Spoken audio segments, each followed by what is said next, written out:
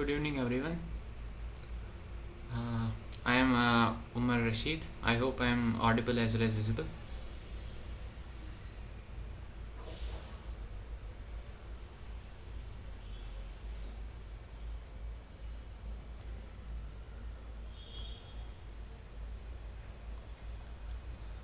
Am I audible?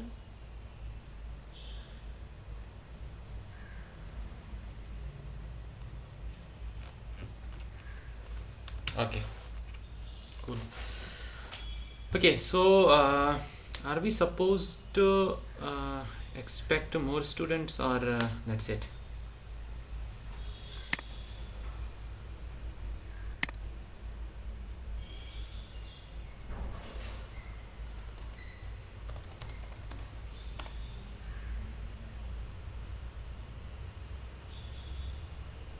Okay, cool. So I'll start. So I'll give my introduction. I am Umar Rashid. I am actually a PhD student in Indian Institute of Science, Bangalore. So I am a PMRF candidate. So I'll have to give one presentation per week for any of the nearby colleges, in this case NPTEL. So I'll be clearing some of the doubts you people have if during the assignments, and I think it is better that if for example there is some topic in your main course that the sir has already explained, but you people are not able to grasp everything, you people need a revision, then you people can let me know, and in the next session then I can start that, so that you'll get revised, you'll get more benefited from it. Okay, so that's better. So today I'll be solving some of the previous year's questions. I was supposed to solve this year, but the problem is the assignment date is not done yet, so probably after that I'll solve them. So I'll not be only solving the questions. The main idea is to understand or to get the physical significance of the topics that are asked in the questions. Okay, so if you people have any doubts, you can ask in the chat box, or you can just speak up. Okay, so I have taken almost some questions from the previous semester that you people have already, the professor has already taught regarding those topics, and I'll explain how to solve them. And the question is asked or regarding a particular topic. Okay, so first I'll try to explain that topic briefly, so that you will get an overview and how to approach a question. Okay, so I'll be sharing my screen.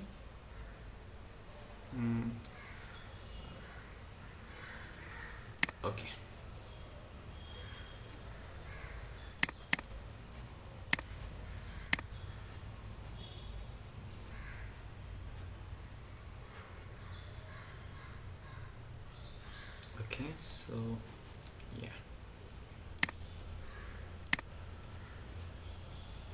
Okay, so as I introduced myself is Rashid. Okay, so we'll be solving some questions, and in the meanwhile, if you have some questions or you have some doubts, please ask me. Okay, so the first question, it's actually from the previous semesters of previous year regarding the week 1 coursework that you people had. So the first question that was asked was that at 100 degrees Celsius the vapor pressure of the hexane is 155 kilopascals and that of the toluene is 30 kilopascals. What will be the composition of the mixture at 1 atmospheric pressure if the mixture boils at 95 degrees Celsius? Okay, so where X, H and Xt are the mole fraction of the hexene and the toluene respectively. Okay, so this question, so first thing is we are talking about the ideal gases. Okay, the ideal gases, as we see, the ideal, just somebody,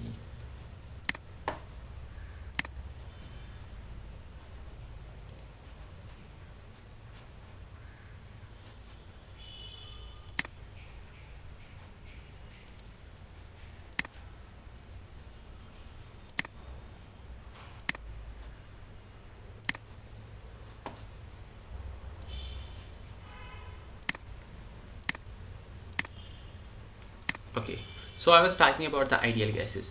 The first question is, this is regarding the ideal gases. So the ideal gases are those gases which are actually pointless, which are dimensionless. Dimension means they don't have any length, breadth, height, or volume, as we can say as a whole. So those are called as an ideal gases. The second property of the ideal gases is they don't interact. The force applied, if we have two particles, for example, the force applied by one ideal gas particle and another ideal gas particle is nothing to each other. As a result, there are different ideal gas equations that are applicable to them. Okay, so this question is regarding that.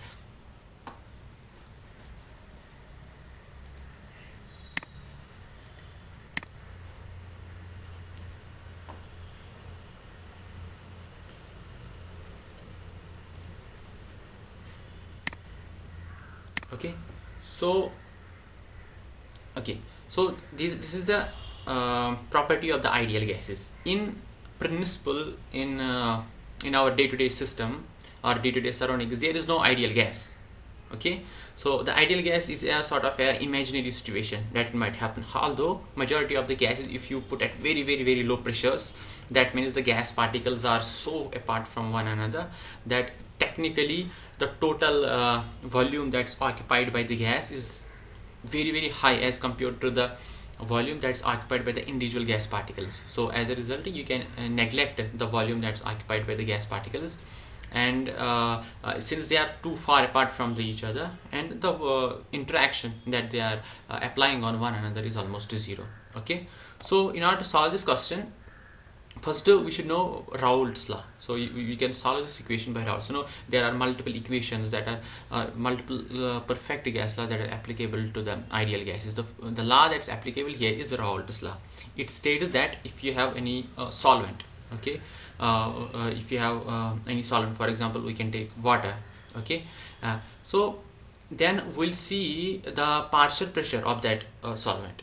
Okay, for example, we will see so partial pressure is a pressure that is applied by a solvent that is in equilibrium with the surroundings. For example, if I will put a glass of water here, so it applies some it has vapors, right? So every time vaporization will occur, so those vapors will have some partial pressure. Okay, that pressure is applied in collaboration with the surroundings, so in equilibrium with the surroundings. Then what we do is, once you heat the substrate, okay, can anyone please let other join us in? That's fine. Okay, so every solvent that we take, for example, any volatile that can be actually technically even the gold, even the metals are volatile at some temperature. You just need to give enough energy so that they will go. Okay, so I am explaining the phenomena of boiling, how a solvent boils. So if you have water, that's anything in a glass or in some container, what we do is it applies some it has vapors, right? So those vapors, they apply some pressure. That pressure at that temperature is in equilibrium with the surroundings. Then what we do is we increase the temperature. So what will happen is that temperature is actually given to the solvent molecules. Okay, and those solvent molecules, because of gaining enough energy, they are able to go out from the interactions because of the surrounding solvent molecules. As a result, they go out, so they change from a liquid phase to the gaseous phase. Okay, then it happens at every temperature, but as we go on increasing the temperature, at temperature occurs, for example, in this case, if we are at perfect sea level, 100 degrees Celsius, then what happens is that the solvent vapor pressure, it is equivalent to that of the atmospheric pressure. Okay, so at that time the liquid boils. Okay, so as a result of the whole, and at boiling, the whole of the energy that we give to a solvent, it's not used to increase the temperature of the solvent. For example, if you take the water at 20 degree, you increase the temperature, right? So what it will do is everything will not be converted into the gas, but some of the energy will be used to increase the temperature. So it will increase from 20, 30, 40, 50. The temperature is, for example, 100 degrees Celsius. Where what happens is the vapor pressure of that solvent, it's directly proportional to that of the atmospheric pressure, or it's equivalent to that of the atmospheric pressure. So at that temperature, the solvent increase the energy is not increased, but whole of the energy that we give because of the heating, it's getting change it, it's absorbed by the solvents and molecules getting evaporated. Okay, so that phenomena is called as a boiling. Okay, so for example, if in the nearby surroundings we have a pressure cooker, so what we do is we use pressure cooker. Hello. Okay, so if we have we want some things that we put in a pressure cooker. So what the idea of the pressure cooker is, we want to increase the temperature beyond 100 degrees Celsius.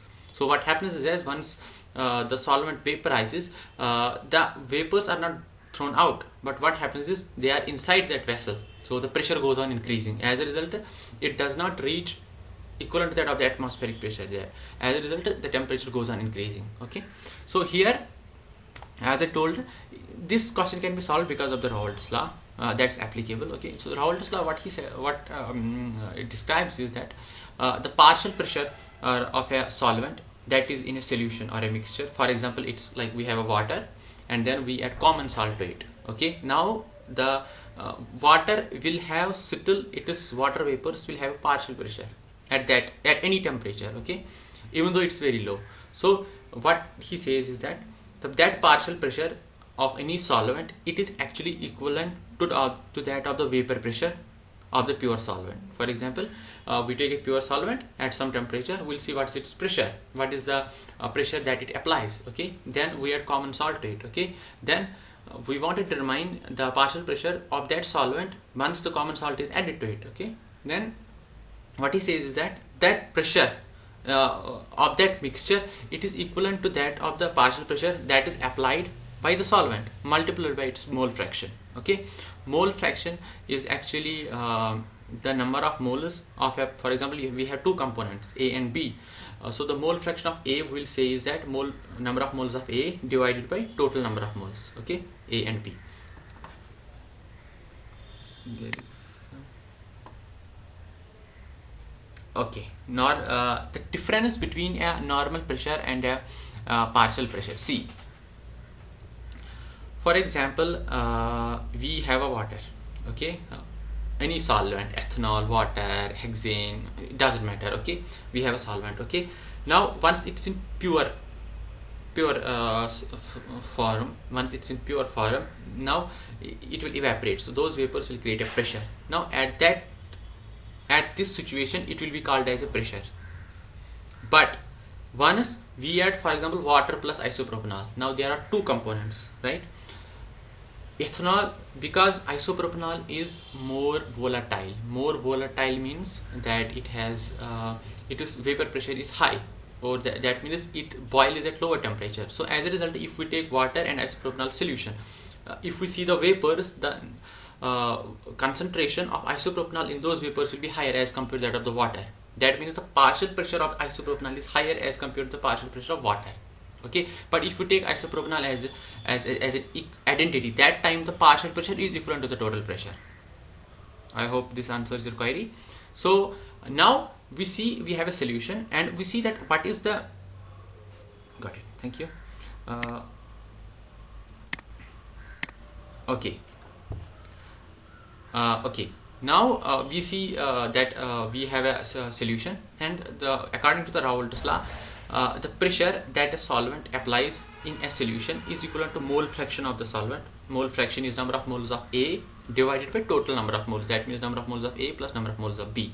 Okay, to that of the pressure that's applied by pure solvent. That means the pressure if the water nothing has been added to the water. Okay, so yeah, that's it. Now Raoult's law further states that now, for example, this is an example previously where we add some non-volatile, for example, common salt to the water. So at time the vapor pressure or the partial pressure applied by the common salt is almost negligible. We can neglect that. But if we want to add two solvents, isopropanol, water. Okay, so what will happen is now we have two entities. So we want to determine the partial pressure by isopropanol, partial pressure by water. Okay, so that time the pressure that's applied by the water will be equal to mole fraction of the water multiplied by the total pressure of the water if the solvent if the water would have been alone. Similarly, for in case of an isopropanol B.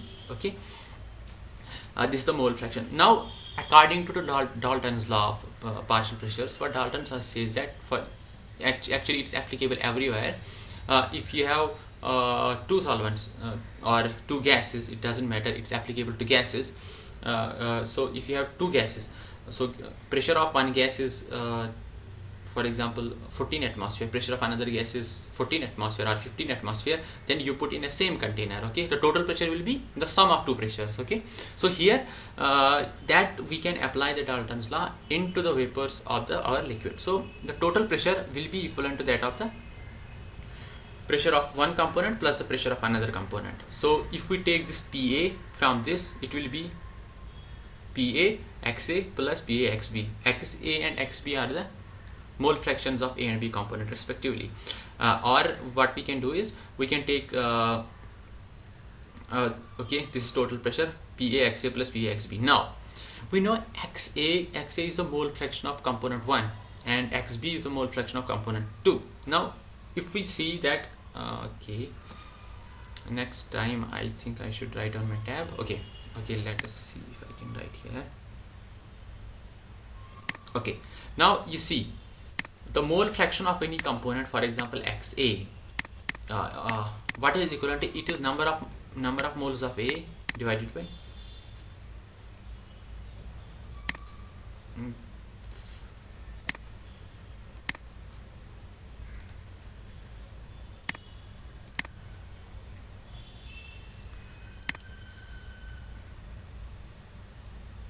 okay, so you say mole fraction of A XA, sorry, is equivalent to number of moles of A plus number of moles of B, and B sorry,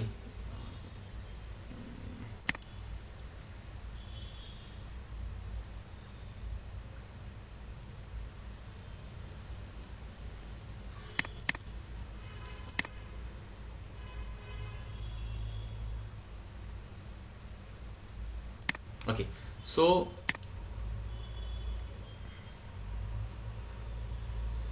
okay, so mole fraction I'm talking about, the XA, mole fraction of A is equivalent to number of moles of A divided by number of moles of A, that is Na, plus number of moles of B total, right?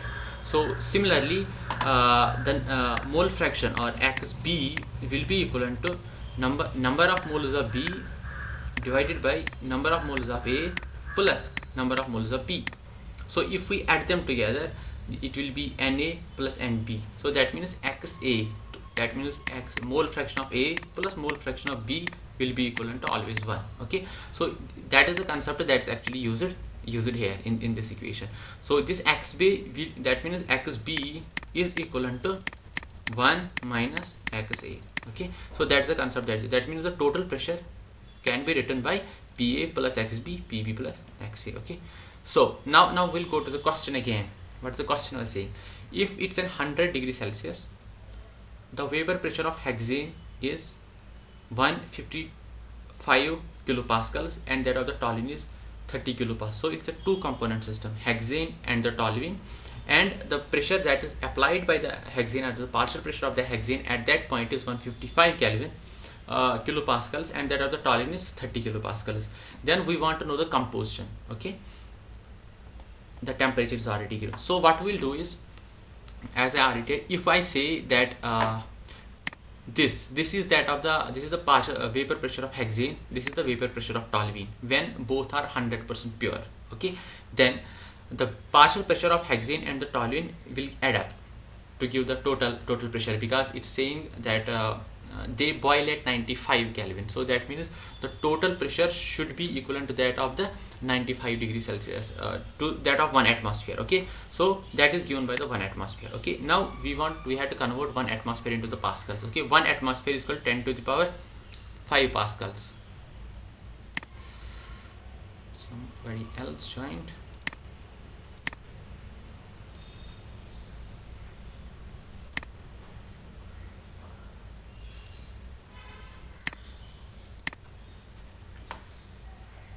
Okay, so what we'll do is we will pen. Okay, so 1 atmosphere is 10 to the power 5 pascals. 1 pascal is 1 pascal is 1 Newton per meter square. Okay, so what we'll do is, since here the question says he has given in the pascals, so 1 atmosphere is this much pascals. Now using the Dalton's law of the pressures, P will be equivalent to pH plus PT. The pH according to that of the Dalton's law will be equivalent to mole fraction of hexane plus the pressure of the hexane when it is in pure form, similarly to that of the toluene. So we add them together, we reach this equation.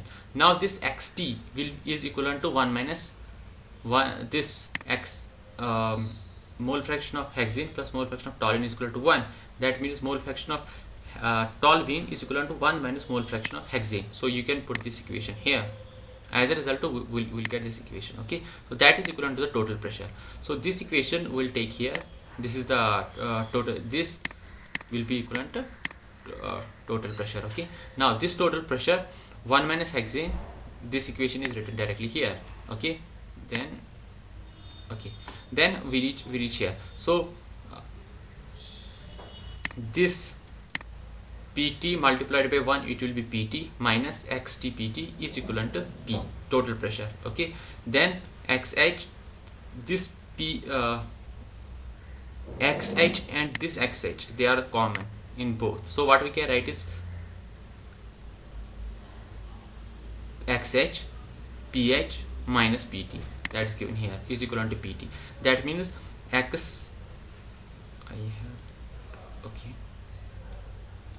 that means XH is equivalent to P minus PT divided by PH minus PT.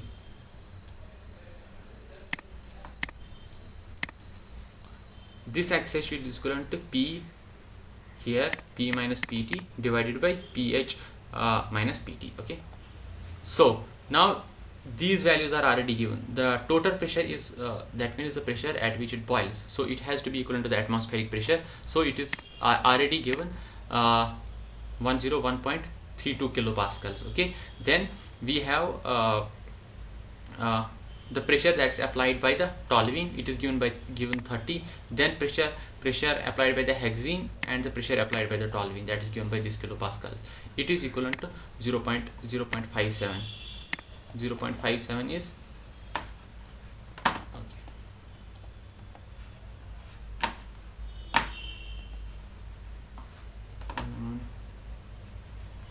okay. So what we will do is, this and this go cancel and we will calculate. It will become 0.57. That means the mole fraction of hexane is 0.57.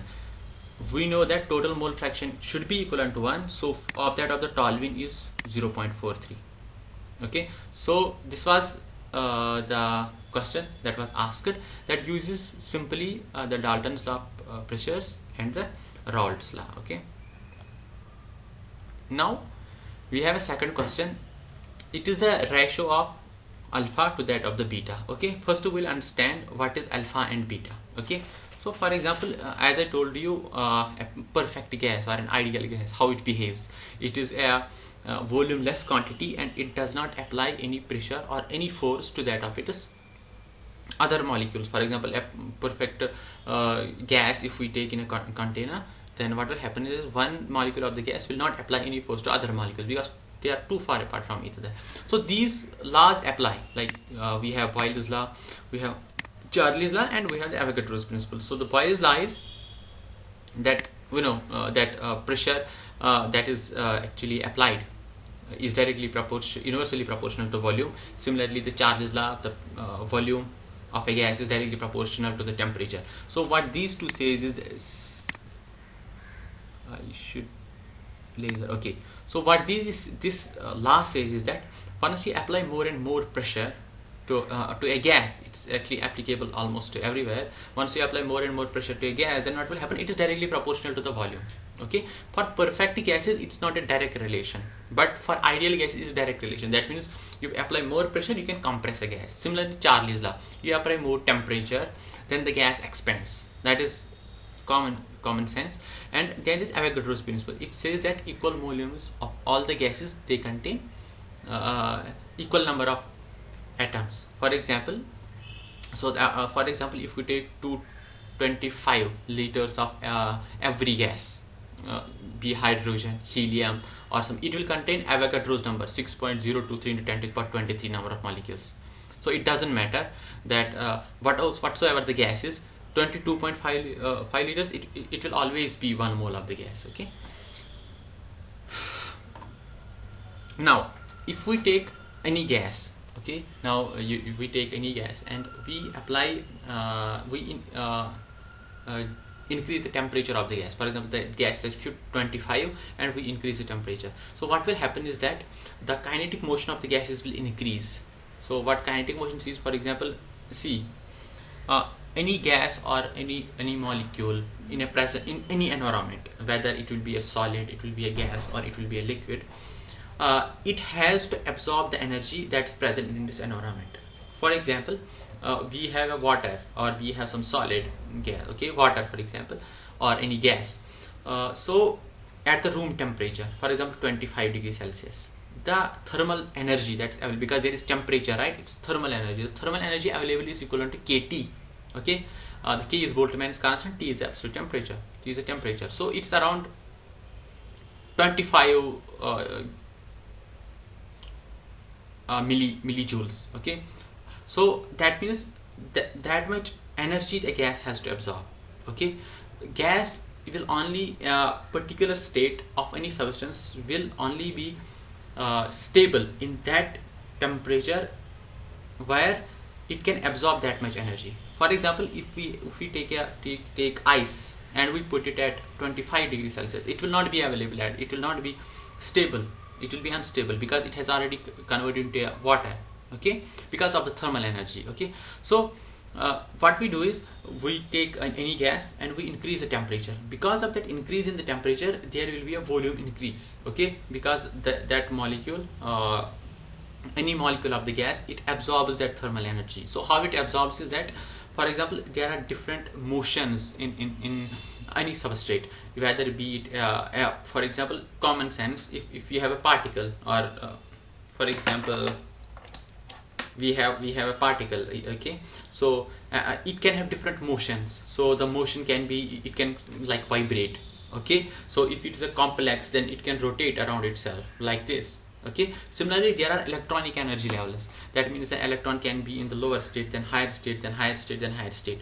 So these are different ways in which a particular molecule absorbs energy, it stores energy into itself. Okay, when you go into absolute zero, that means -0 Kelvin or -373 degrees Celsius, then all these motions cease to exist, because your molecule doesn't have energy, the environment is not giving that much energy. Okay, so what happens is that only the 0 point energy remains, that is because of the vibrational states.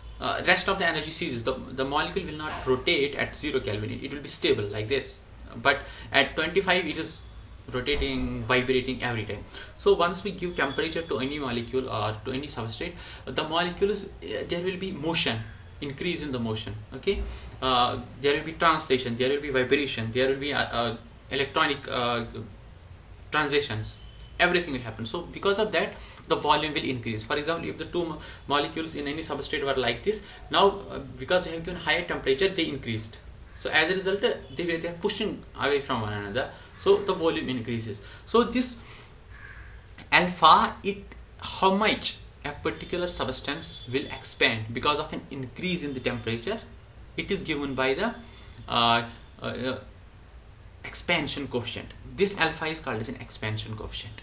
Okay, it has to be at the, in order to quantify it, how we quantify is that how much volume change has happened per degree change in the temperature per unit volume. 1 by V is given, but it has to be happen at the constant pressure. Why constant pressure? Because if you are giving temperature and you are increasing the pressure, now pressure will decrease the volume. So you had to, if there are two variables in a system, you have to keep one constant, we have to keep. So this is called as expansion coefficient. Okay, the second is called as isothermal compressibility coefficient. So it is the opposite. When you apply the pressure, what will happen is that you are pushing the molecules together, the components together. So what will happen is the substance or any gas, any solid, it compresses. Okay, that's like common sense. So these two coefficients are alpha, or you can call it KT, or you can call it beta. Now the question says, which among these following is true, which of this is is true. Okay, so we from this equation we saw that 1 by v del v by del t at constant pressure is alpha, beta minus 1 by u. Why we write minus is because once you increase the pressure, the volume decreases, so del v always be negative, but beta we want to put it in a positive value, so that's the reason it's written as negative. Okay, so this is expansion coefficient, this is compressibility coefficient. Okay, now alpha by beta is written, so it is given by this. So how you will these are empirical equations. Okay, you cannot derive them. It is like we want to quantify a change per unit of something. Okay, so we want to quantify change in the volume as a function of increase in temperature or decrease in the pressure. Okay, so this 1 by v is done in order to make it uniform. For example, if we have some substrate that's like 1 centimeter, 1 centimeter, 1 centimeter, okay, and you expand, you increase the temperature. Okay, so once you increase the temperature, it will expand. For example, it expands to 1.5, 1.5, 1.5 centimeter. Now it expand to 0.5, 0.5, 0.5. That's its expansion. Now you take a 100 meter, 100 meter, 100 meter sample, and then you increase the same temperature. It will expand 50 meter, 50 meter, 50 meter. That means they are not uniform. So as a result, we divide it by in order to make it per unit volume. Okay, so that you take any quantity, quantity of particular substrate, the alpha will not change. You take 1 cubic centimeter, 1 meter, 1 cubic meter, 1 cubic kilometer, it doesn't matter, the alpha will remain constant. These are the ways in which we make a particular quantity or a particular quantity or a particular equation sensitive to the amount that we have taken. Okay, so this is in other words, we can say it, we make it as an intensive property, not an extensive property. Okay, extensive is like volume. It depends upon amount of the substance taken. Temperature, so temperature of the whole universe can be seen as 25, temperature of small thing can be taken as 25, so it doesn't matter. Temperature inside this room is 25, temperature over the earth is 25. It will not change, but the volume changes. So in order to make it consistent, we make it an intensive property. Okay, otherwise those who depend upon the property of the material or amount of the material taken, they are called as extensive properties. Okay, so alpha by beta we have to calculate. Alpha is given by this, beta is given by this. You divide alpha by beta, 1 by b, 1 by v is cancelled, dv by dt divided by dv by dt. Okay, now we got this equation, del v by del t at constant pressure multiplied by dp by dv at constant temperature. Now we have a cyclic rule. It's actually an easy rule. So how it says is, for example, we have a by x multiplied by b by y. What we'll do is, on both sides we'll multiply c by c. C by c is 1, so it will not affect. Now a by c is here, plus multiplied by b by y is here. What we'll do is, this c will take it here, x position. So a by somebody else's theme.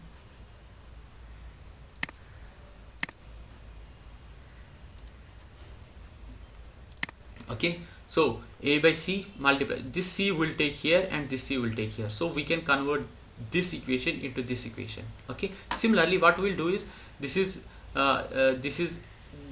dv by dt, so this is dv by dt is kept constant here. Then we have dp by dv. What we'll do is, we'll multiply by dv by dv, so we'll write dp by dv, dt by dv. Okay, now once we write it, then what we'll get is this equation, dp by dv as a at constant temperature, dv by dt at constant pressure, dt by dv at constant volume is equivalent to -1. So you transfer this into this. We know that dp by dp, this equation, dv by dt multiplied by dp by del p by del v at constant temperature, this is alpha by beta. So this is alpha by beta. As a result, dp by dt is the correct answer. So we can say dp by dt is the correct answer. Okay. Okay, the third question that we have is, what will be the change in melting point of ice with respect to change in the pressure if the specific volume of liquid water at this is 1 ml per gram and that of the ice is 1.02 ml per gram? the heat of fusion of ice at this temperature is 340 joules per gram. Okay, so see, now there is this question is regarding a phase transition. Okay, so phase transition happens. First we had to see, like, what is a phase. A phase is amount of a substrate that has a uniform property throughout. Okay, so you measure property here, it is same. The property doesn't change. Similarly, if you take any plastic or something, inside it's a phase, solid phase, the property is same. Now you take water or glass, inside the water or glass the property is same. But if you take water or glass over with the water vapors, the property of water is different, property of this is different. Okay, so here the question is asked about a phase change transition. Phase change transition occurs, for example, you are boiling your water at 100 degree, the phase change transition occurs, the water gets converted into a vapor, so that's a phase transition. Okay, similarly ice at 0 Kelvin, or depends upon the pressure, it can get converted into liquid water. Okay, so this is about that. How we have to do here is, we have to see melting point of ice, change in melting point of ice with respect to change in the pressure, if the specific volume of the ice. Okay, so what he is saying is, it's similarly just like we observe in pressure cookers. Once you increase the pressure, at pressure, as I already told you, any liquid, it will vaporize, or it will boil. When it is vapor, pressure will become equivalent to atmospheric pressure. So if the atmospheric pressure is 1 atmosphere, once it's vapor, you boil it until its vapor pressure becomes equivalent to that of the atmospheric pressure. At that time it's called as boiling. Okay, now if you increase the atmospheric pressure, for example, you are doing it at this temperature, for example at Earth's sea level. Okay, so it will be 100 degrees Celsius. Now what you do is, you go above, you go to the Himalayas. Okay, the vapor pressure there is very low. As a result, the water will boil only at 93, 94. Okay, you don't need that, because the vapor pressure is high. Only water needs 94 degrees Celsius so that its vapor pressure becomes equivalent to that of the atmospheric pressure. Water starts boiling. You decrease the pressure, it will start boiling more and more. Even if you decrease pressure more and more, you put water or any substrate in a vacuum pump, so vacuum chamber is something, then you extract the air out. So what will happen is, the water will evaporate even at the room temperature.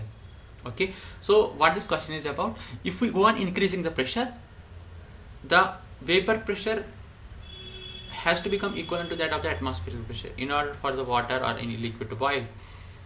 So you need to increase more and more temperature. Okay, so we have to quantify that increase in the temperature when we are increasing the pressure. Okay, so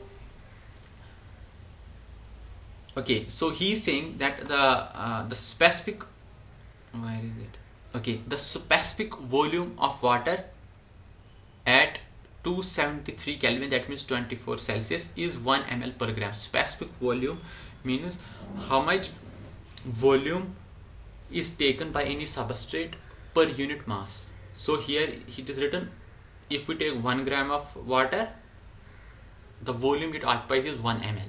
Okay, milliliter.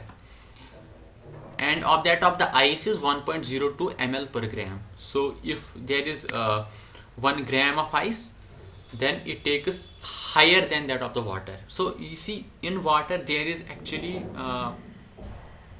there is different what we see in other substrates. If we take anything like gold, whatever the material we have, any other liquid, what will happen is that the liquid will occupy less volume, but once solid will occupy less volume, but once we increase the temperature and it converts into liquid, it will occupy more volume. Okay, so everything, almost everything, it expands when it goes from solid to the liquid. Okay, but in this case, in case of an water, the actually opposite happens. So you have ice, once it gets converted into a liquid, it contracts. Okay, that is actually one of the reason that if you see in Russia or in other countries where there is extreme snow or extreme cold, what will happen is that they'll wake up in the morning or something and the temperature has gone down, all the pipes, they are bursted. Okay, it is because their pipes had water, okay, full water at high pressure. What happens is that during the night the temperature will go down, the ice expands because of it applies so much pressure that it bursts through the pipes. Okay, it would not have been the case if they are using some other if there have been other solvent in the pipes. Okay, but it's ice. So the main crux is that ice, what happens is that actually once liquid water we have, it gets converted into ice. There is extreme network of hydrogen bonding. So hydrogen bonding is like hydrogen is in between two electronegative atoms. Okay, preferably with very high electronegative atoms. So because of that extreme hydrogen bonding, the ice has to expand. Okay, they are sort of a trigonal structures within the ice cube. But once it goes to the liquid, some of the hydrogen bonds break. Because of that breaking, it compresses. So okay, the heat of fusion of ice is, so heat of fusion means how much heat is actually needed, how much energy is needed to convert 1 gram of ice into liquid or water here. So it is 340 joules. Okay, so now we have to, now for this we have to go to the, you might have heard, probably read about the phase diagrams. Okay, so phase diagram is like you at different temperatures, at different pressures. So for example, okay, so I'll put it in this way. In order to show or schematically different phases that are present at different pressures and different temperatures or different environmental conditions, we make a phase diagram or phase representation. For example, this is a phase diagram, a simple phase diagram in which we have two phases, A and we have B. Okay, for example, we'll take this as a liquid and this as a gas. Okay, so if we see there is this line, above this line, this material is a liquid or it's a solid, and below this it's a gas or a liquid. Okay, see, once if a material has, for example, this much temperature, 1 minute, I should, okay, so we'll select this A. Okay, if a material is, that means it has some pressure P and it has some temperature T.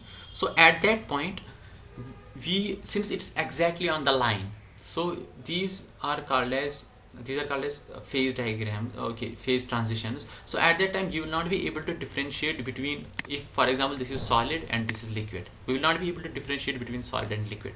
But if we increase the pressure at that constant, like here, it gets converted suddenly into solid. If we decrease the pressure, it gets converted into a liquid. Similarly here.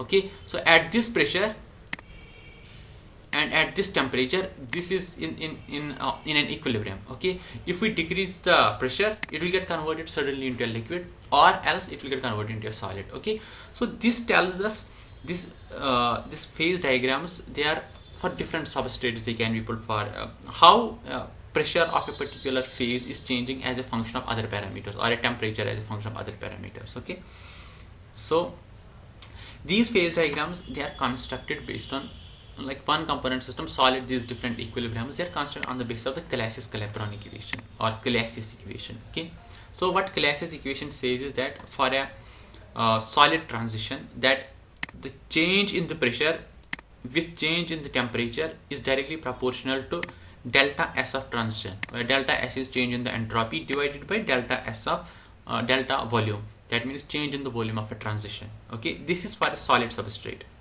when solid gets converted into a liquid. Okay, now this is for actually for any substrate, because here we are talking about a transition. Now when we go to a solid to a liquid transition, that transition is called as either melting or fusion. Melting in the forward, fusion in the reverse. So what we'll do is, this transition is simply delta, as we know that change in the entropy is equivalent to delta H by T at absolute temperature. So we can write this equation for a solid to liquid transition. Okay, so if there is a solid to liquid, that means an ice is melting, or some other gold is melting at some temperature, silver is melting at a temperature, we can make this dP as a function of dt by using this equation, delta H of fusion. So delta H is the enthalpy that is required to convert per 1 unit of solid mass into a liquid. Okay, and delta V fusion is the change in the volume when we convert liquid solid into a liquid, and T is at what temperature. Okay, similarly for vaporization, if we have a liquid to vapor transition, that means the liquid is getting converted into a vapor, that time we call that energy need is called as vaporization, and the change in the volume from a liquid to the vapor is given by delta V of vaporization.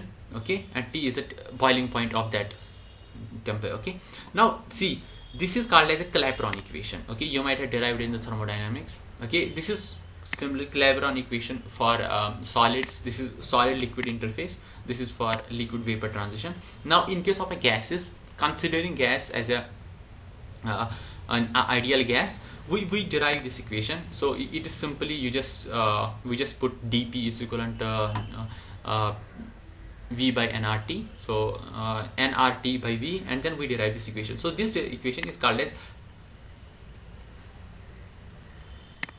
somebody texted,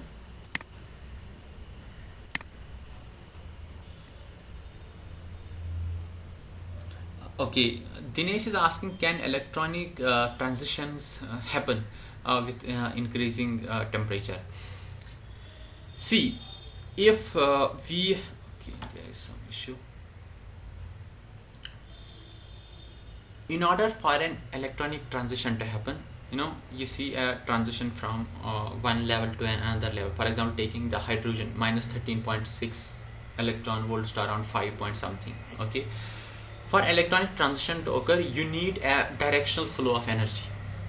Okay, so what happens because of the heat is that if we go on increasing the transition, what will happen is the electronic see, there are two forms of energy.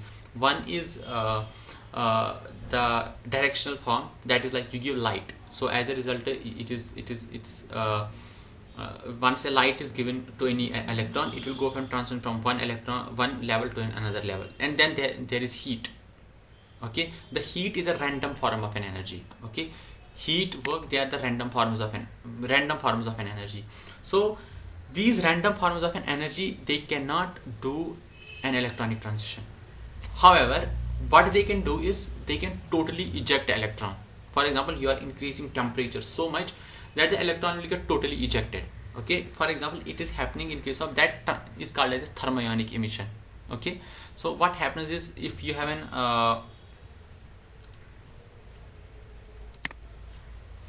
for example, you might have heard about the different electronic guns. So electronic guns are, for example, in X-ray machine. Okay, in a you need to create an X-rays. Okay, for X-rays we have a metal target and you need to throw electrons into it. Okay, so what we will do is now you need to generate those electrons. So electrons can be generated by various methods. You give light, you do very intense form of a light, electrons get generated.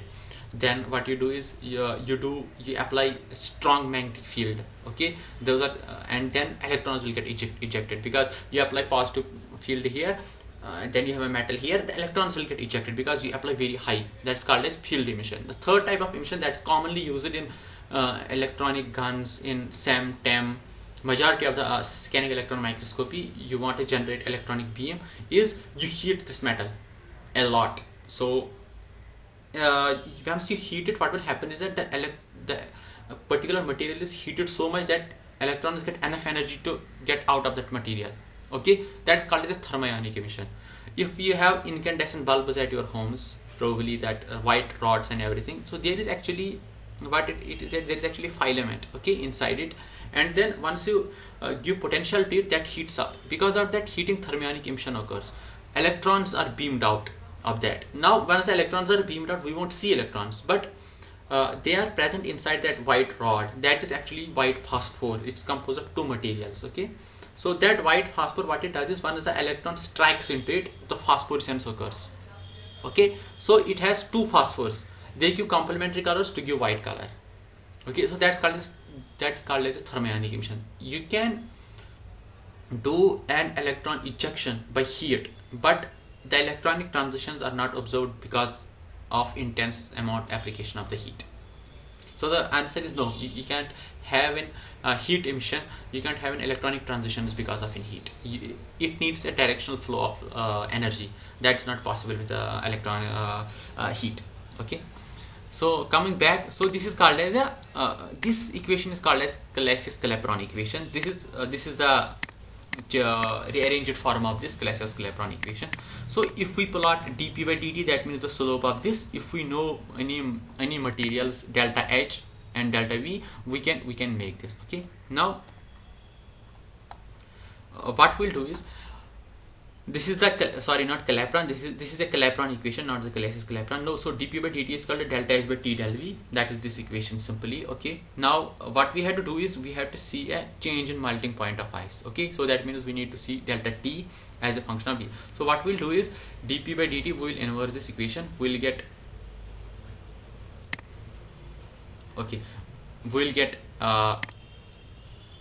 screen pointer. Okay, so we'll get dt by dt, T del V by delta H. Okay, now del V, it is the change when from liquid. How much is the volume change from liquid to the solid, or liquid to the solid? Okay, so that it has already been given, because he has given the volume for liquid water is 1 ml, and for that of an ice is 1.0. so the change will be 0.02. okay, so the change will be 0.02. then what is the temperature? 270 Kelvin divided by delta H. Delta H is this fusion of ice, 340 joules per joule. Okay, so you put these equations, and then see, once we solve any equation, we have to make sure that the units are properly aligned. If you, for example, you can't divide kilometer by miles, okay, that doesn't make sense. Or you can't divide centimeter by meter, so you have to make proper that the units are aligned. We know that 1 ml is equivalent to 1 decimeter square. Decimeter is 10 to the power 6, so 1 ml is equal to 10 to the power 6 because this is given in ml, and 1 joule is equivalent to 1 Newton meter. So you plug those equations, and one atmospheric pressure is equal to 101,325 pascals. So 1 Newton per meter square is equal to 1 pascal. So in this equation we put these this T is equal to 237 Kelvin.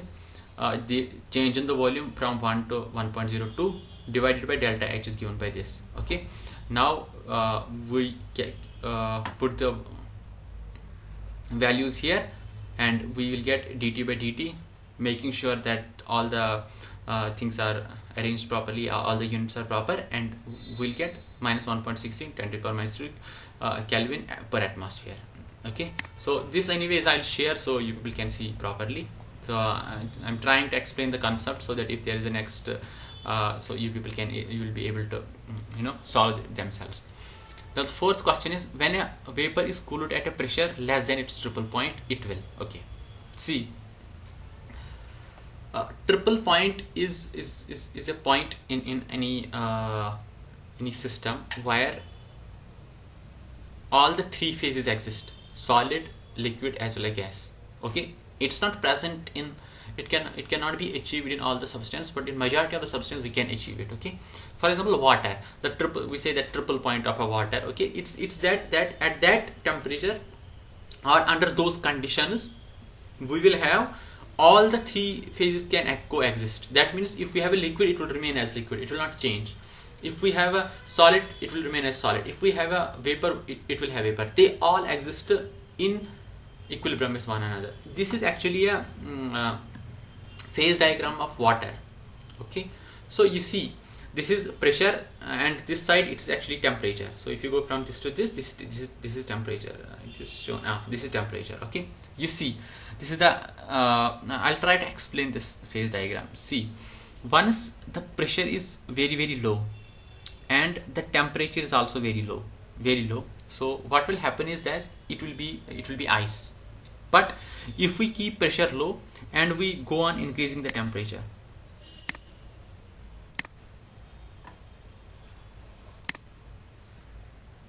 okay, so for example, if we see here, it will be ice. Okay, so we are just in. Now what we'll do is we'll increase the temperature of the solid ice. So what will happen is it will go here. What it will do is time will occur, it will sublimize. Sublimize means the solid will directly get converted into gas. Okay, that means the ice will get directly converted into gas, into water vapors. Okay, then there is a gas, and we can act as a gas. Now, if we have any our ice at this pressure and at this temperature, now we go on increasing the temperature. So a time comes when what will happen is it will get converted into liquid. So here vaporization will occur. Okay, so along this line, if we see, what happens is that if we go from right to the left, there will be solid to liquid change. If we go from left to right, that means there will be from liquid to the solid. Similarly, we have a vaporization line here.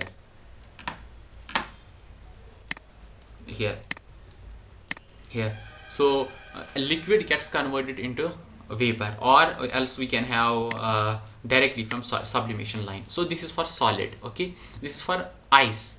If we see in this thing, this has negative slope. See, if you have x, y, okay, you have x, y, okay. Now you have this line. So this line, if we calculate the slope will be delta x by delta y. It will be positive. Okay, positive. That means with increase in value of the y, there is increase in value of x. Okay, but if we have line like this, it has a negative slope. Negative slope means with increase in y, there is decrease in x. Okay, similarly, you see, now in this this phase diagram, we have this line, vaporization line, it has positive. We have this sublimation line, it has positive slope. This vaporization, this line, solid to liquid, it has a negative slope. No, I already told that these lines can be drawn using the Clausius-Clapeyron equation. You see, so this is the Clausius-Clapeyron equation. This you see, if we'll take this one, we have to plot dp as a function of dt. If delta t, that means how much energy is needed when we go from solid to liquid, it is always positive. We have to give energy from here, not only in some substrates you can have here. For liquid it's positive, that means you have to give energy. So if this quantity is positive, T is always positive because we will have boiling at some particular temperature. T can never be negative. Then there is delta x of fusion. That means how much volume is either increasing or volume is decreasing. Because in case of a water, once we go from solid ice to that of the liquid, delta V is negative. The volume decreases. So this whole quantity decreases. As a result, dp by dt, it has a negative slope. So it will be like this. But if we go from in case of an ice, if we go from liquid water to that of the vapor, there is always this delta V is positive. As a result, we will see positive slope. Okay, so that is the peculiar behavior that's shown by the ice. So that is the reason in majority of the other liquids, if you see, all the three lines, the phase diagram will look like this. So this is also positive. This is solid, this is liquid, and this is the vapor. Okay, every curve, this dp by dt curve is actually positive. That means there is always an increase in volume when we grow from solid to liquid and liquid to solid. But in case of a water, it is different. So this is like typical for carbon dioxide and other gases and other liquids as well. Okay, so now what the question is, if we have any now along this line, I already told that both phases can exist. One is liquid and one is vapor. So if we go along this line, that means we keep pressure as it is given by this line and the temperature, we will have both liquid as well as a vapor stable. If we go along this line, we will have solid as well as vapor. Okay, now I'll write on this. Now if we go along this line, we will have solid as well as vapor along this line. Okay, now you see, if in this green region, if we go in this green region, if we have, for example, we are here, that means we have some pressure and we have a glass of water and we are this pressure, that means it's in solid condition. If it is at this pressure and at this temperature, now what we'll do is we can increase both temperature as well as pressure independently, but it will still be solid, right? So that means we have 2 degrees of freedom. we can change pressure, we can change temperature, but it will still be solid. So these things are different component, that the number of independent components we can change without changing the phase. These are called as degrees of freedom. So in this region we have 2 degrees of freedom. We will keep solid as a solid. We can change both pressure as well as temperature. Nothing will happen. Okay, only up to here. Now if we go, same is the case with liquid area, same is the case with this blue area, same is the case with the yellow area. But if we go to this solid line, okay, solid line, if we are any of these solid, like this black lines, black, not at this one, black line. So what happens if we want to stay on that black line? That means we want liquid as well as liquid, for example here liquid as well as vapor to coexist along this line. What we have to make sure is that if we increase the temperature, we have to also increase the pressure, so that we'll be on this line. If we are deviated from this line, one of the phase will become unstable. We'll get, if we go this side, we'll get entire liquid. If we go this side, we'll get entire vapor. So we can change only one component. Second component cannot be changed. So that means along this line we have 1 degree of freedom. Either we can change pressure or we can change temperature. We can't change both. Then there will be a problem. Then there will be unstable. Okay. So that means every point on this along this line we have 1 degree of freedom. In the solid areas we have 2 degrees of freedom. Now we go at this point. This point, it's called as triple point. This is the point conditions where all the 3 phases can coexist. Now you see that it is at a particular temperature and particular volume, particular temperature and particular pressure. If we change pressure or if we change temperature, what will happen is that we will get deviated from the triple point. If you have a triple point, like a triple point is here, right? We increase the temperature, everything will get converted into gas. If we decrease the temperature, everything will convert it into solid. If we increase the pressure, everything will convert it into liquid. So we have no degrees of freedom. So these parameters, they can be derived using the Gibbs phase rule. Probably you might have read about it, Gibbs phase rule. So we can determine how many number of components we can change. Okay. Now what the question says is that we have a vapor that is cooled at a pressure less than its triple point. If we have a vapor, that means we have a vapor here, somewhere here, and what we are doing is we are cooling. That means we are decreasing the temperature. Okay, so we have a vapor around here. We are decreasing the temperature below its triple point. What will happen? So you see, that means somewhere vapor we have here. We decrease the temperature along this line.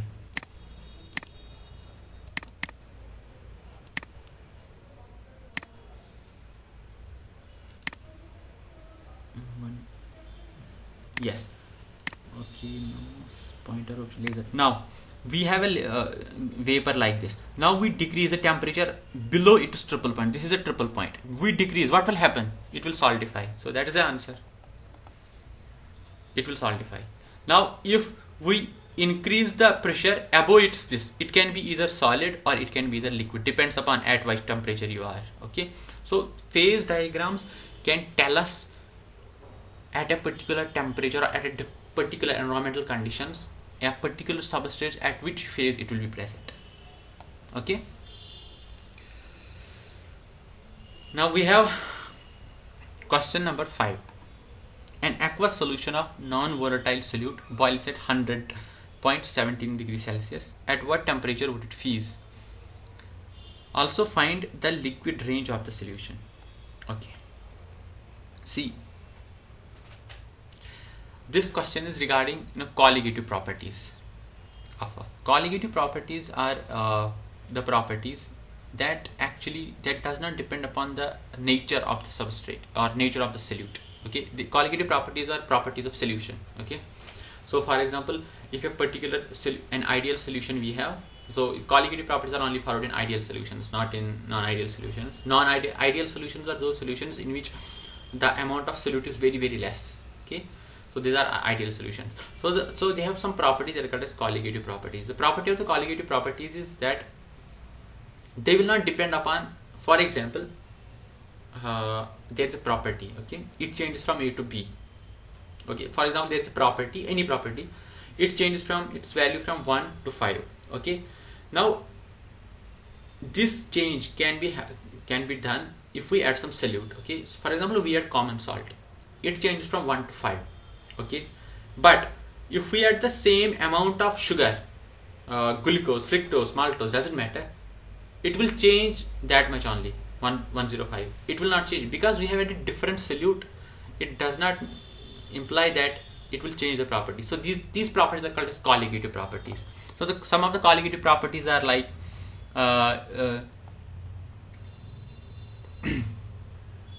elevation in boiling point. Elevation in boiling point means you have water. You might have seen, you have water. What you do is you add sugar or you add common salt. What will happen is that if the water boils at 100 degrees Celsius, once you add sugar or something else, it will boil at 105 or 1010. It will increase. It's called as an elevation in boiling point. Okay, so this elevation in boiling point is one of the colligative property. Remember, the colligative properties are the properties of very dilute solutions. If you go on increasing, then they will change. Okay, so this is called as elevation in boiling point. Then there is depression in freezing point. Depression in freezing point is like, for example, this one of the example of elevation boiling point is if you have water and what will happen is it will fall on your palm or something. It will cause some damage, right? But then if you tea composed of tea leaves, majority of the organic materials that are non-volatile, also sugar or salt, whatever it is, then it fell, then it will cause more damage. It's because the temperature of the tea is higher as compared to temperature of the water. Okay, because of elevation in boiling point, provided both are actually boiling. Similarly, we have depression in freezing point. Depression in freezing point is like, if you have a pure water, it will freeze at 0 Celsius. Then you add common salt or something else to it.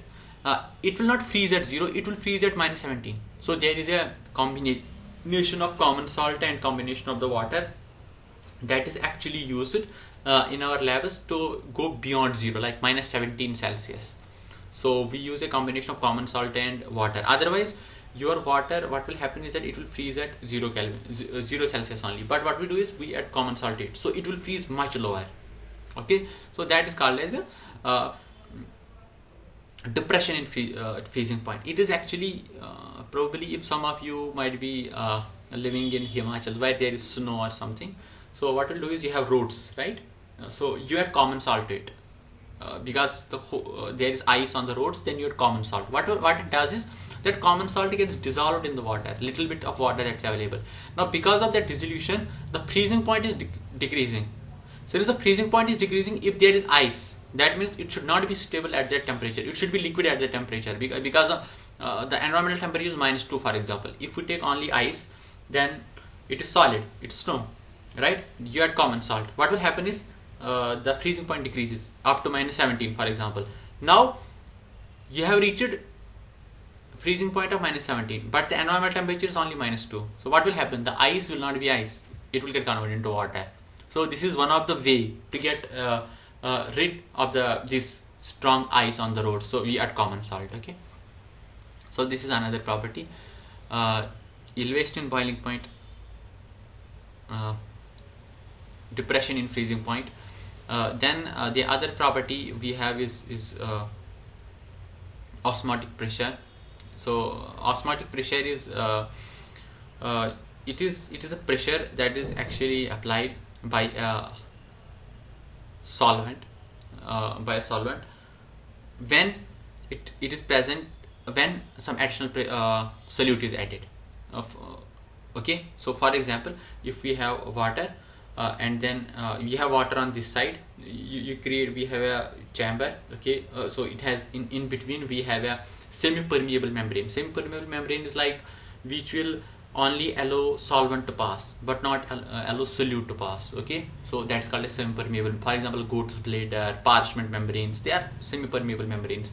Majority of your water purifiers, they have a semi-permeable membrane. So what they will allow is, they say like it allows reverse osmosis. So reverse osmosis is actually a way in which you can purify water. What it actually is, you have water that is contaminated in this chamber, then you have a semi-permeable membrane, then you have a pure water. So what it does is it applies pressure on this side, what will happen is that that semi-permeable membrane will allow only water molecules to pass, but not any contaminants. So we call it as a reverse osmosis. Okay, so osmosis is actually if you put a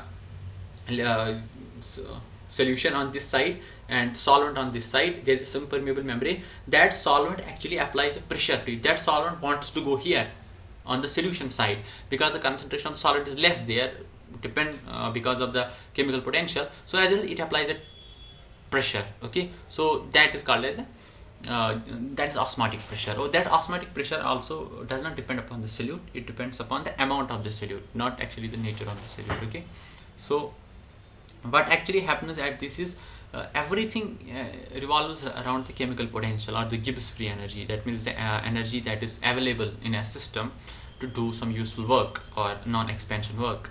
Okay, so that's called as Gibbs energy or chemical potential. Or chemical potential we can say is the amount total amount of energy that is contained in 1 unit of any substrate is called as a chemical potential. In the simple terms we can say that. Okay, so for example, so here it is actually a chemical potential as a function of temperature. Okay, if we say a pure liquid, we plot a chemical potential, it is this line that's shown here. Okay, it is this line that is shown here, this top line. Okay, this is for a pure liquid. Now once you add a solute to it, what will happen is that it shifts downwards. Okay, so this is pure liquid, this is the solution. Okay, this is the solution. Now this is for example water, this is for example water plus salt, common salt, I will write C. Okay, this. Now this line corresponds to the chemical potential as a function of temperature for solid form, that means ice. This corresponds to that of the vapor. Okay, so we will have a transition once these two lines meet. Wherever they meet, we will have a transition from one form to the another form.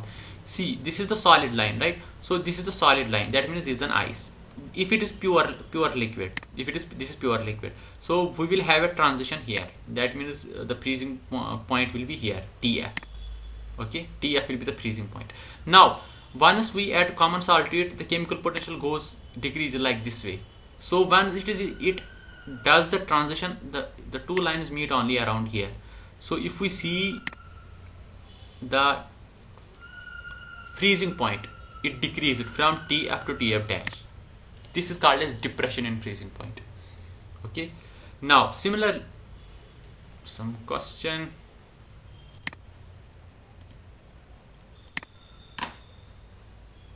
Okay, okay, then we have another called as elevation in boiling point. Now you see, this is a liquid line. Okay,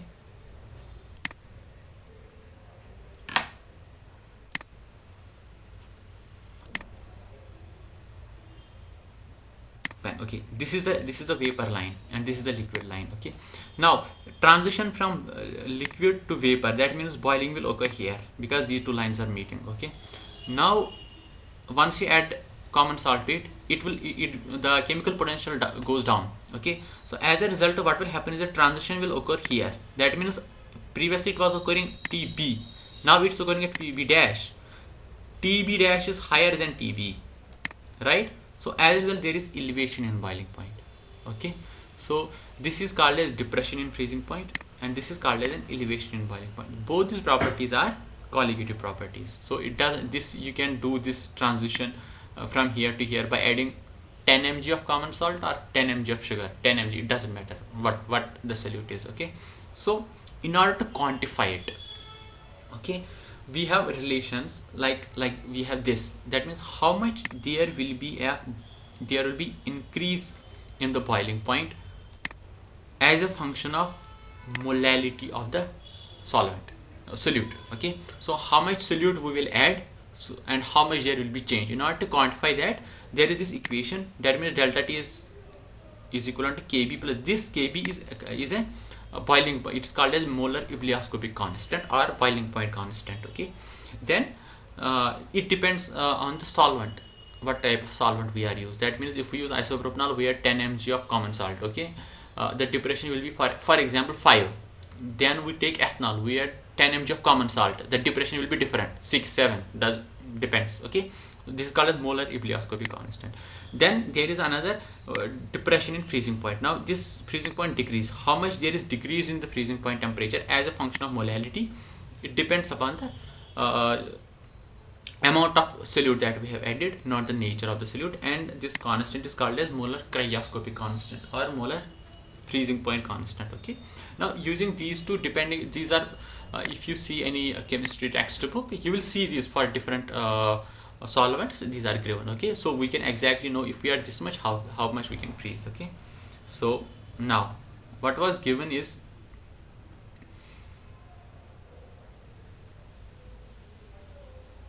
okay, so we have a water plus some solution that is given, and non-volatile solute. So it boiled at 100.17 Celsius. At what temperature will it freeze? So we have been given the question is that as water boils normally at 100 Celsius, but now it is solution, it boiled at 100.17 degrees Celsius. The question is at what temperature it will freeze. So the question is about two colligated properties together. Now we know this equation and this equation. He has given the boiling point. So if this is given delta T, that means it is 0.17 kb of the water, we know, we can determine how much is the molality, how much the solute has been added. Then using that we can put equation this B into this, Kf will know for a liquid and will derive this. That is what actually given. So Tb, this we know. Okay, this has been given. So how much is Tb, elevation in the boiling point? It is from 100 to 100.17, so that means 0.17. Okay, so molar ebullioscopy constant for the water is 0.52 Celsius kg per mole. Then from that we can determine M is equivalent to Tb. Tb is given by this equation and this is given by this. We'll know the molality. See, once we derive the equations for these colligative properties, they depend upon the molality, not the molarity. Okay, molality is amount of the solute that is added per kg of a solvent. Okay, molarity is amount of the solute that is added per unit volume of the solvent. Molality, if we say, since there is kg, if I have a mass 1 kg common salt, you heat it, it will always remain 1 kg, it doesn't matter. But if you have 1 kg of a solvent, then you heat it. So for example, it occupies 1 cubic centimeter, but once you heat it, it will expand. So molarity changes as a function of temperature, but molality does not change. The this colligative properties, they depend upon molality, not the molarity. So that is the reason here, if you see the M, the molarity of the solute that's ended, it came out to be 0.327 mole per kg. If we have molarity, it will be per volume, per liter, okay, per kg. So we know now the concentration of the solute. Okay, so you put directly in another equation, this equation. Kf for the water we take from the textbooks, that is 1.86 cells kg per mole. Tf is Kf multiplied by M. Kf is this, M is this. Put the equation. Okay, now how much is the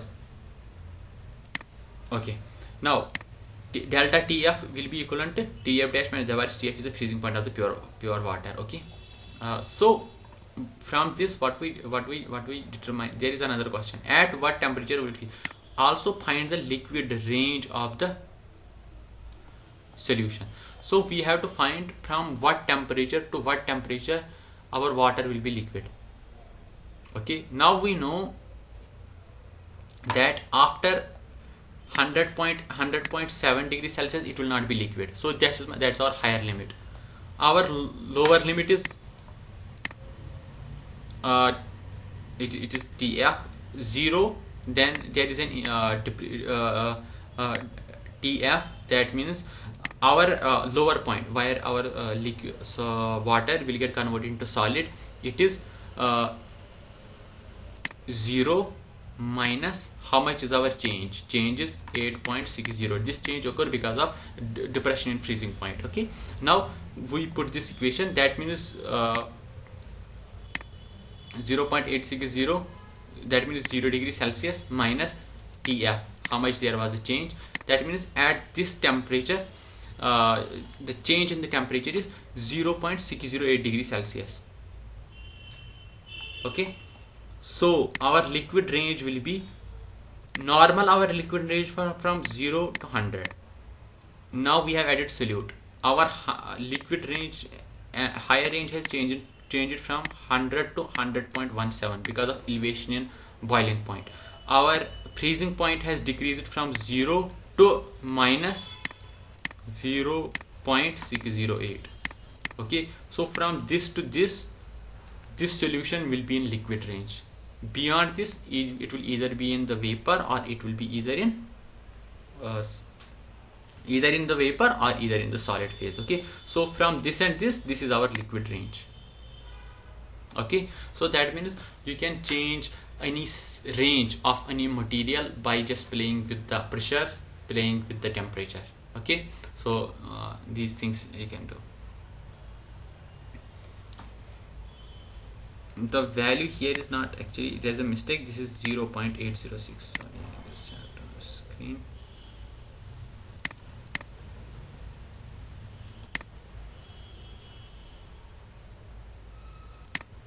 It is 0.608. 1.86 multiplied by 0.32 is 0.608. Okay, so this much is a decrease. Okay, now we'll go to electrochemistry. The question is, calculate the electro EMF of the cell following electrochemical cell, platinum, H2, this and this. Okay, so first I'll give introduction about an electrochemical cell. You see, there are different ways to generate energy. Okay, so the idea of the thermodynamics is to see those processes, how we can convert one form of an energy into another form of an energy. Okay, how fast we can convert, that is what kinetics determines. The thermodynamics determines if it is possible. The thermodynamics determines that the diamond that's present in probably in anyone's necklace or in shop, it will get converted eventually into charcoal. But the thermodynamics doesn't tell us that it will take thousands of years in order to do that, right? Otherwise nobody will buy diamonds. So this is the thermodynamics. Okay, so this electrochemical cell, actually now there are various ways in which we can store that charge. Okay, store that energy. Okay, one of the storing method is electrochemical cell. There are different storing energies. For example, nowadays supercapacitors are there. Okay, capacitors have become very interesting. So you store the charge as capacitors, as like there are two parallel plate capacitors. Okay, and then you store the charge here. Or there are molten cell batteries. So what you do is you take that heat that is generated from some method, and then you mold a particular solvent solute because of it, and then once that solute cools, it can give off energy. That energy you can do. So one of the method is electrochemical cell.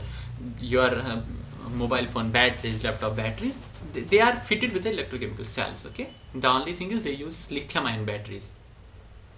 Okay, so this electrochemical cell is if for example if we see an electrochemical cell, what actually happens is electrochemical reaction happens. Okay, so because of that reaction, that electrochemical reaction, energy can be absorbed or energy can be released depending upon is it charging or it is discharging.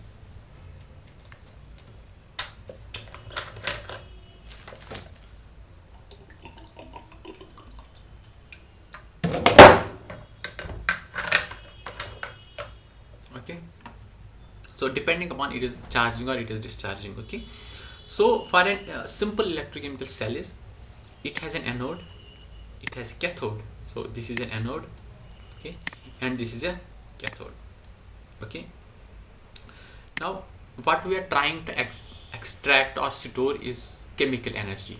Okay, so here so this is actually a electrochemical cell. So what we normally do is in order to okay, let us see. So this is an anode and this is a cathode. Okay, so what will happen is there are actually for electrical charge to flow, there should be a complete circuit. Okay, so outside we'll connect our circuit, whatever the circuit we have. Inside there is also circuit complete, but that circuit happens because of the chemical ions are transferred from one electrode to another electrode. Electrons are charged. Okay, the anode is the electrode where oxidation happens. Okay, oxidation is extraction of electron. Cathode is the cell. Cathode is the electrode where reduction happens. Okay, that you had to remember. So for example, majority of the anodes that we are using is where oxidation happens is zinc. Simple, easiest way is zinc. Or in our mobile phone batteries, what we use is lithium phosphate. Majority of the Tesla's batteries they are actually manufactured from lithium phosphates. Okay, so what will happen is that here the oxidation will happen. So for example, simplest oxidation reaction is for zinc. What will happen is zinc, it will give Zn plus electron, 2 electrons actually. Okay, so once the zinc will get oxidized, okay, so it will give 2 electrons. So that means oxidation has happened. It acts as here. Similarly, in case of a lithium, okay,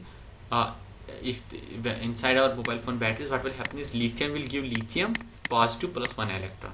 Okay, now this is a chemical reaction. You see, from zinc to Zn2 positive, lithium to lithium 2 positive. Any process happen in our universe, there will be release of or absorption of energy, depends upon what we are doing. Okay, now in both these cases there is some energy that's released. Okay, that energy is released, that energy we can use, okay, to get converted into electrical energy. For example, for this reaction, we say that standard oxidation or reduction potential of zinc is 0.776 volts. Okay, that means this is standard reduction potential of zinc. Okay, that means, so what that physically means, it means that once you have a zinc 2 positive, okay, zinc 2 positive, you are adding 1 electron to it. Okay, so once you add 1 electron to it, you need this much potential, 0.76 potential.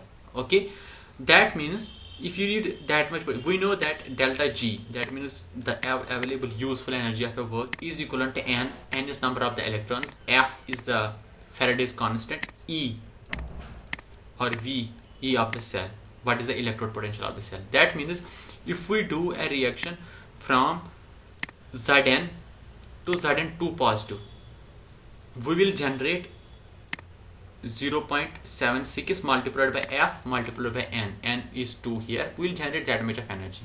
Okay, that is generated on. Similarly for lithium, why we use lithium is actually the reduction potential of lithium is above 3, I think 3.12. So we generate large amount of energy. As a result, we need small battery, but it can give large energy. So this is called as actually these properties are called as energy storage property. So every company in the world, they are extracting for materials that can store more charge in a small battery. Okay, that is the reason people use lithium. Otherwise, lithium is not good. It reacts violently with the water, okay, to generate hydrogen, and that can burn off. But the trade-off is that it generates large amount of energy. So this will generate only 0.7 volt if zinc will get oxidized. But if lithium will get oxidized, it will generate 3 volt or something. Okay, so that is the reason we use zinc. Okay, so this much energy is generated. If we put another side as copper, okay, copper reduction potential is minus 3.14. okay, that means when the copper positive 1 electron is added, it is 0.34. okay, so as a result, if you put if you make an electrochemical cell with zinc as an anode, with copper as a cathode, the potential that is actually generated will be, you can create a cell, it will be equivalent to 1.1 volt. Okay, so that will be electrochemical. So what we have done is we have put 2 electrodes inside a cell, and what happened is that at one side oxidation happened and another side reduction happened.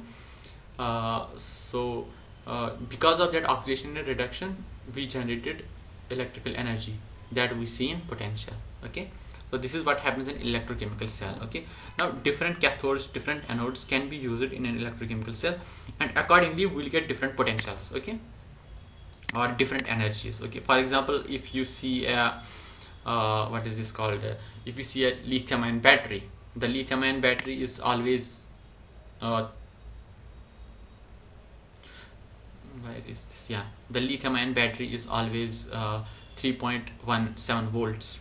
If you see a dry cell, okay, then it is 1.5 volt. It is because of the chemicals that are used inside the cells. If you use different chemicals, you will get a different potential. So accordingly, this is how it works. Okay, so here they have also created a cell. One cell is okay, so in a, I will write pen. Okay, in a zinc copper, I'll say the reaction, what reaction happens, it is Zn plus Cu is given.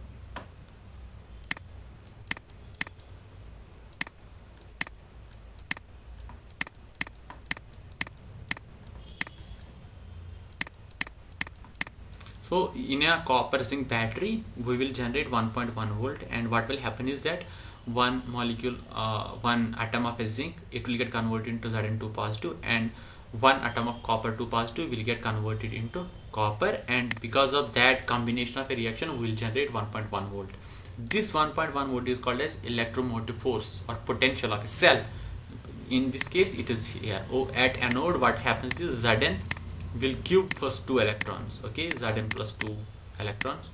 Okay, this will generate 0.76 volts. Okay, then at anode, this is at anode because oxidation happened. At cathode, what will happen is copper will take 2 electrons and will get converted into copper. Copper 2 positive will take 2 electrons and will convert into copper. It will generate 0.34.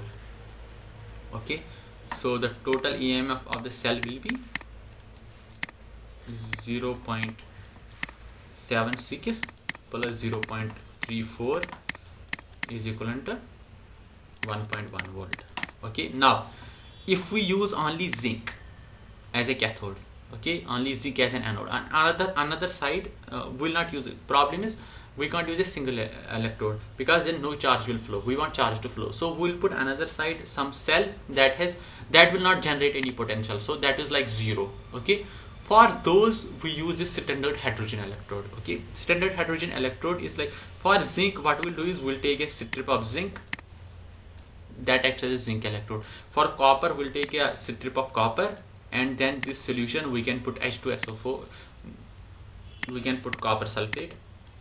Okay, so what will happen is outside charge will happen, inside zinc will get dissolved into this as Zn2 positive, this copper 2 positive, because in copper 2 it will get deposited here, so the circuit will be completed. Okay, now what we want to do is we want to try to eradicate this copper, so we'll put a standard hydrogen electrode. The standard hydrogen electrode, the potential is kept as 0. Okay, so what it is, it's actually a platinum. How we commonly make it is we'll take a platinum, on the edge of it we'll like attach a platinum mesh. It is just to increase the surface area. Okay, and then we have a outer tube in which we put hydrogen at 1 atmospheric pressure. So what happens is that the hydrogen H2, it will give 2 electrons and will get converted into 2H positive. That 2H positive will get dissolved in the solution. Okay, it is potentially 0. If we put one side zinc, then the potential that is given by will be 0.34. Okay, so in this one, this is actually a representation of how we can make a electrochemical cell. Okay, so first we want to see what this cell is saying. Okay, what the cell is actually made.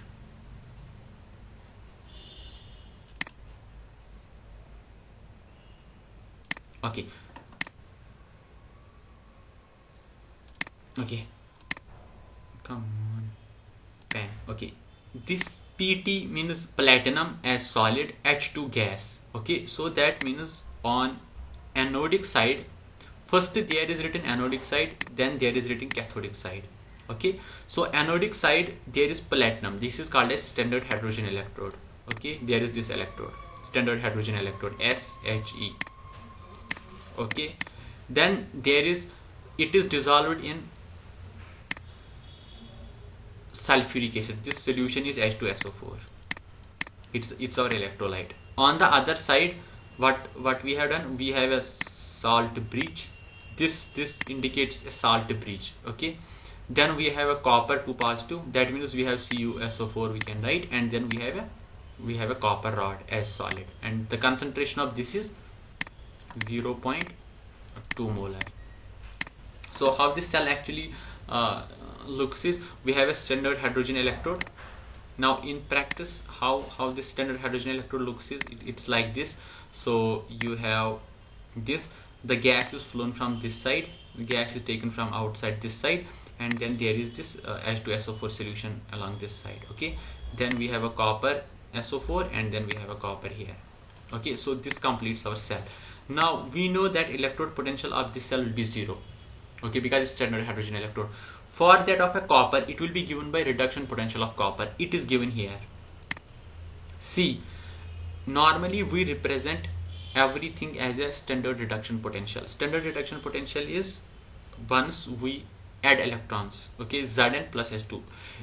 In order to calculate the oxidation potential, you just need to reverse. Okay, standard reduction potential of copper is 0.34. Okay, copper plus, but standard oxidation potential is minus 0.34 of copper. Okay, just reverse the reaction. Okay, so he has given like this. We have to calculate the EMF, that means the potential that is generated by this cell, this whole cell. Okay, now this is calculated on the basis of Nernst equation. Okay, so see, this is actually a function of the extent of a reaction, as this is, we'll discuss some other day. Okay, so this is the Nernst equation. What Nernst equation tells us is that what will be the EMF of a particular cell, this is the standard EMF of that cell, and minus what is the reaction quotient. Okay, reaction quotient is determined by the amount of these, how much you see, by the quantity of its electrolyte. Like copper 2 positive, it is 0.2 molar, H2SO4 it is 0.2 molar. So if we increase the concentration of these two, the reduction potential will change. Okay, so how we can quantify this change? It is given by reduction potential. So this Q is called as a reaction quotient. Okay, so reaction, for example, if we have a reaction A plus B, it gives C plus D. Okay, now we want to determine reaction quotient of this Q. Okay, it will be C, it is active mass, multiplied by D divided by A plus B.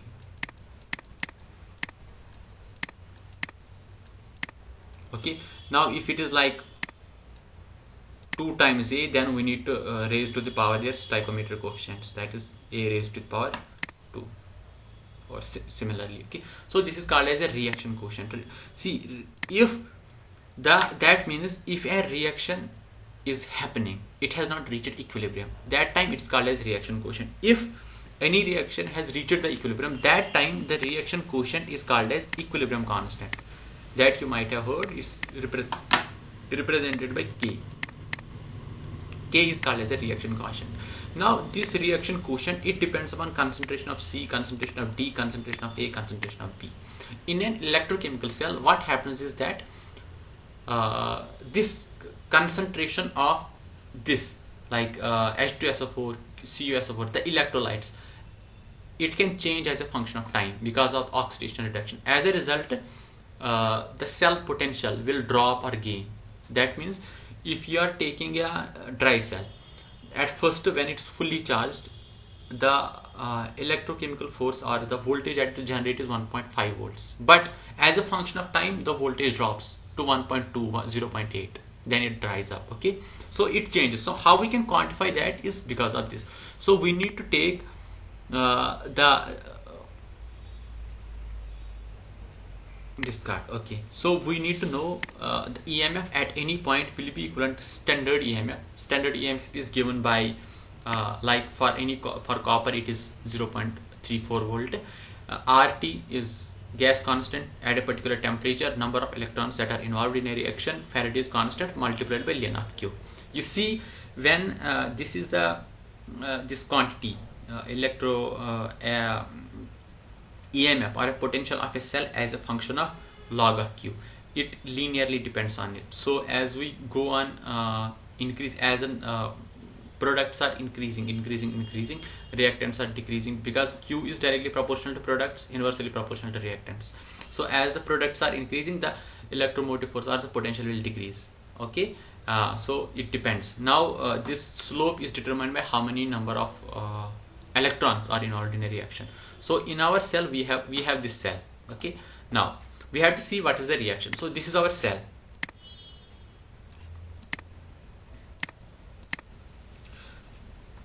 Okay, this is our cell and these are the concentration. Okay, so what we have to do is, we know that the reduction potential of the copper or the oxidation potential of the copper is 0.34. okay, now if we have a cell, this is anode is hydrogen, cathode is copper.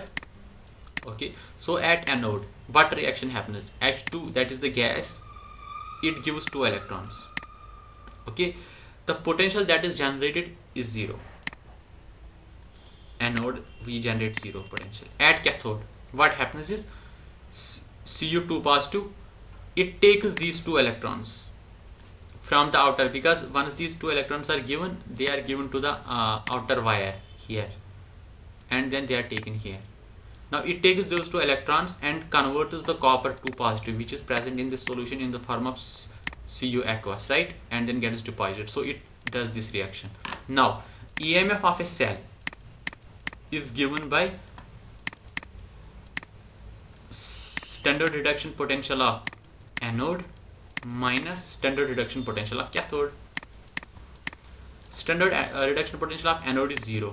Standard reduction potential minus standard reduction potential of cathode, that is this, is minus 0.34. Minus plus. So EMF of a cell, standard EMF of this cell will be 0.34. It is standard. So using the Nernst equation, that is this E star, it will be equivalent to 0.34. So EMF is equivalent to standard EMF of the cell minus RT, R multiplied by the room temperature, it will give 0.0591, that is given here, divided by how many electrons are involved in the reaction. So these are the electrons in this is the net reaction of the cell. Okay, so 2 electrons are involved, so divided by 2 log of, now you see products are these 2H positive, then there will be also copper. Okay, then we have reactants Cu2 positive plus hydrogen. Now the active mass of the copper is, because it's a solid, it's taken 1. Similarly for hydrogen at 1 and oxide is taken 1. So we are reduced with 2H positive, Cu2 positive. Okay, so active mass is almost directly at lower concentration, directly proportional to the concentration. The concentrations are given 0.2 and 0.2, right? So what we can do is we'll write EMF of the cell, EMF of this, it is 0.32 that we already calculated, this multiplied by, now this, there is 2 hydrogens, right, that means hydrogen square. Okay, so we have to write 2 multiplied by 0.2 raised to the power square, because there are 2 hydrogens involved. Okay, then divided by 0.2. So you calculate this equation, 0.40 0.2 0.34 minus this log of this, the electrochemical potential or the voltage that is generated by this cell at this concentration 0.2 and 0.2, it will be 0.3429 volts. Okay, so using the Nernst equation we can determine that how much potential a particular cell can generate at a particular time. Okay, now as we go on increasing, as we go on operating the cell, a time will come when the concentration will decrease very very low, like less than 0, this will be like 0.1, this will be 0.1. Then at that time, if we put like 0.1 here, 0.1 here, this will decrease. Okay, so a time comes that this reaction becomes then irreversible. Okay, so that is the reason that that the cells, that the dry cell that we use is, then it cannot be recharged back. Okay, so it reduces to a particular potential. But in case of a, you might have seen some dry cells that are rechargeable. So the idea is that we keep the decrease in the potential up to the level where it is reversible. So if we stop there and then recharge it again, it becomes reversible. This is the same idea in which if you have a smartphone battery and you decrease the charge, like majority of the time is 0%, 0%, 0%. With time, the health of the battery degrades. Okay, it is because what happens is that you have a lithium as an anode, and in the cathode we have actually graphite. Okay, we have in lithium cells we have a graphite. So what actually happens is that at the anode this lithium leaves, and at the cathode it gets inserted between these two graphene layers, different graphene layers. Okay, so this is one is discharging. So now once we go on more discharging and discharging, this lithium positive, it usually comes back, but as the potential is decreased to large extent, this removing becomes impossible. It becomes irreversible. As a result, your phone battery lasts then very less time. Okay, it is because of this. So if we keep our batteries within the reversible range, then they can be used for a longer. It can be prolonged for a larger period of time, because we are not decreasing potential that much. Every reaction or some reaction they have a potential range in which they can be reversed. If we go beyond that range, it will not be reversed. So these different smartphone companies, what they have done is they have used that smart charging mode nowadays. The idea is to keep the charge from 20 to 80%. So it will not get fully charged, it will not get fully discharged. That means it is within the range of the reversible. As a result, your phone battery can get exchanged, can last for a longer period of the time. I think we have already reached one. If you have any questions or something, you can post. The next questions we'll take in the next classes. If you have any questions or anything, you can post or directly. You can post in the chat box or you can ask directly.